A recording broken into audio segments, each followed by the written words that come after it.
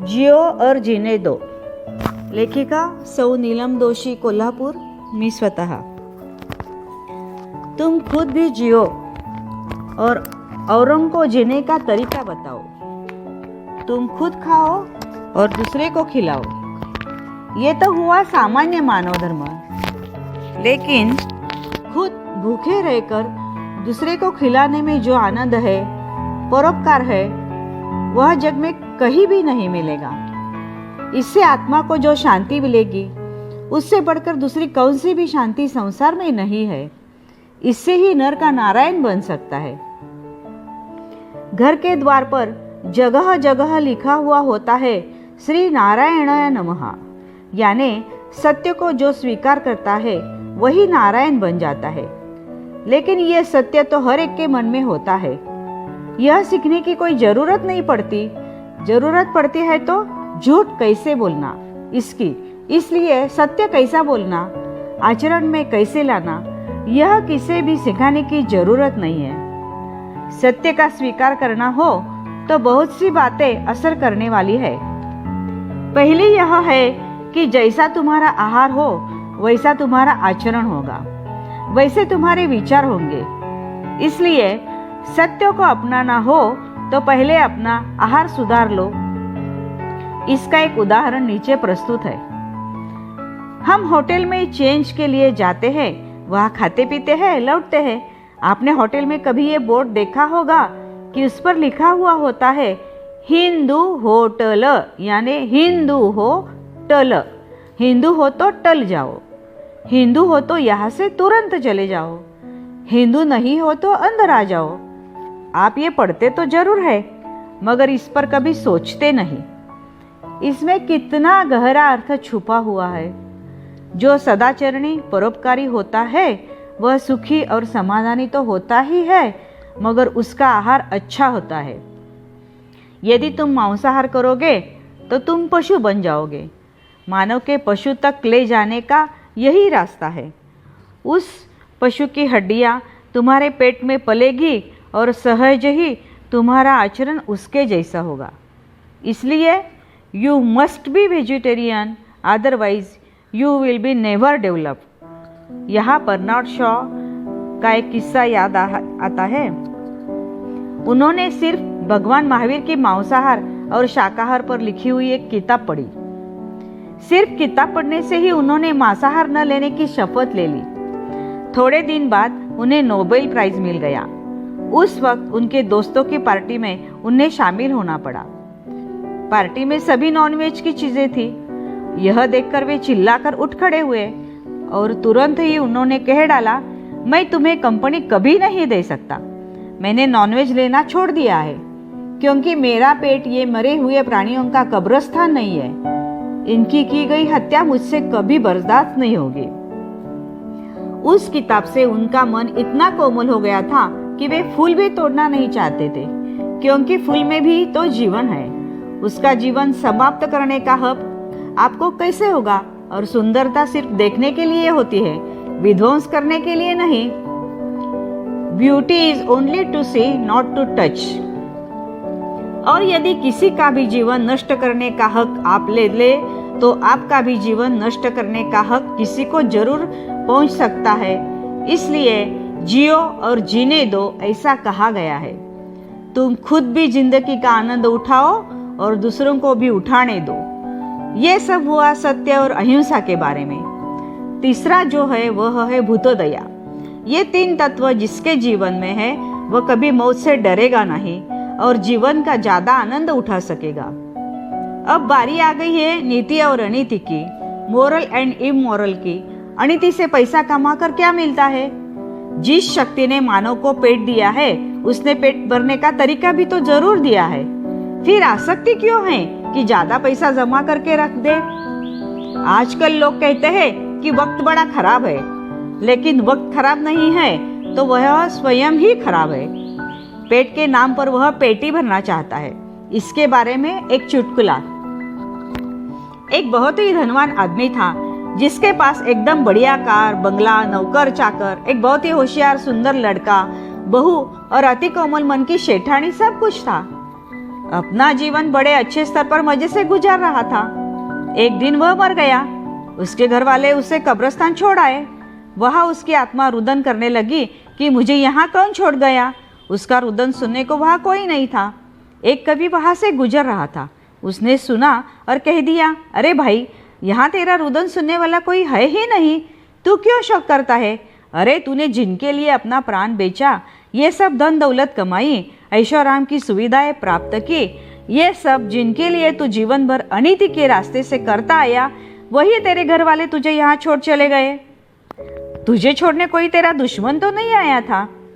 तूने अपना जीवन व्यर्थ गवाया, स्वयं को, अपनी आत्मा को पहचाना ही नहीं, कुछ अच्छा कार्य किया भी नहीं, तो अब क्यों रोना है? यह तो तेरे लिए सही रास्ता है। जो लोग सत्यशील नीति के साथ रहने वाले होते हैं, उन्हें मौत से कभी डर नहीं लगता। वे मौत पर मात करके उस पर विजय पाकर मरते हैं। उन्हें मरने से कुछ दुख होता, बल्कि आत्मा का आनंद, परमानंद मिलता है। जिनकी सुंदर है कल्पना, हर व्यक्ति अपने को कुछ ना कुछ समझता है, उसे अहम होता है, यानी गर्व कि मेरे जैसा होशियार कोई नहीं वगैरह। जो अपने को सब में समझता है और सब में अपने को देखता है, ढूंढता है, वही सच्चा मानव प्राणी भाग्यशाली पुरुष है। उसका जीवन बहुत ही सुंदर है। समझ लो कि अपने शरीर में जो आत्मा वास्तव करती है, वह है आत्माराम कंपनी एंड लिमिटेड। उससे सब कुछ व्यवहार चलते हैं। एक दिन क्या हुआ? आँख कहने लगी, मैं देखती हूँ इसलिए तो ये मानव है। कान कहने लगा, मैं जो सुनता हूँ इसके सिवा इसका कुछ उपयोग नहीं। जीवा कहने लगी, मैं खाने का काम करती हूँ इसलिए ये जिंदा है। हाथ कहने लगा, मैं जो फूड सप्लाई करता हूँ। पाँव कहने लगा, मैं जो चलता हूँ। यानी सभी इंद्रिय अपना अपना काम बता के यह कहने लगे कि मेरे सिवा ये शरीर जिंदा नहीं रह सकता। सब झगड़ने लगे और अपने आप को शरीर का मालिक समझने लगे। इतने में आत्माराम आ गए और कहने लगे, अरे भाई, तुम क्यों झगड़ रहे हो? मैं तो तुम्हारा मालिक हूँ। तुम्हें हर एक को एक एक डिपार्टमेंट दिया है। आँख को अच्छा देखने के लिए और प्रॉफिट मुझे देने के लिए कहा था।